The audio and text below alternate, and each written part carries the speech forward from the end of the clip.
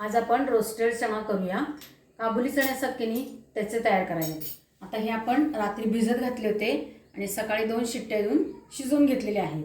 ते थोडेसे असे फिसकटवायचे बरं का, म्हणजे काय होतं आतपर्यंत चांगले असे परतले जातात। असे हे केले की नाही साल निघालं तरी चालतंय त्याचं। आता आपण काय करणार आहोत, 2 चमचे तेल घेतलेलं आहे। त्याच्यामध्ये हा माझा पेरी पेरी मसाला थोडासा राहिलेला आहे तो मी घालणार त्याच्यामध्ये।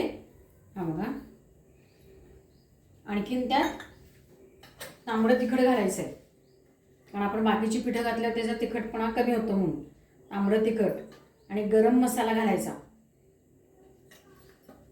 त्याच्यानंतर आपल्याला चवीप्रमाणे जेवढं लागणार आहे तेवढं मीठ घालून घ्यायचं आहे आणि चाट मसाला घालायचा आहे।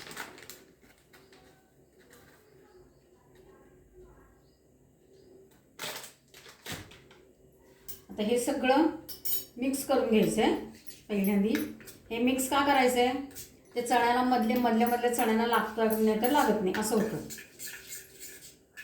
हे एका वाडग्यात आणि घालून घ्यायचे ते, आणि हा जो मसाला तयार केलेला आहे आपण तो त्याच्यात ओतून घ्यायचा आहे सगळा।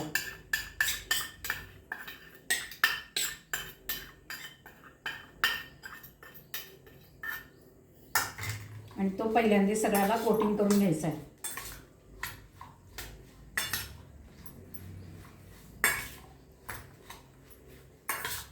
सगळं कोटिंग झालेलं आहे, ह्याला करून मस्त कोट झालेले आता। आता त्याच्यामध्ये घालायचं आहे कॉर्नफ्लॉवर, चांगले 2-3 चमचे कॉर्नफ्लॉवर घालायचे। 2 आणि हे 3 आणि 2 चमचे तांदूळाचं पीठ घालायचं आहे आणि हे 2 असे 2 चमचे घालून। आता हे सगळं मी कोट करून घेते चांगलं। कोट करून झालेलं आहे, तेल गरम करत ठेवलेलं आहे।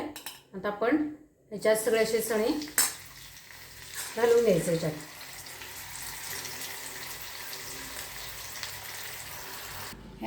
हे आपले रोस्टेड चना तयार झालेला आहे।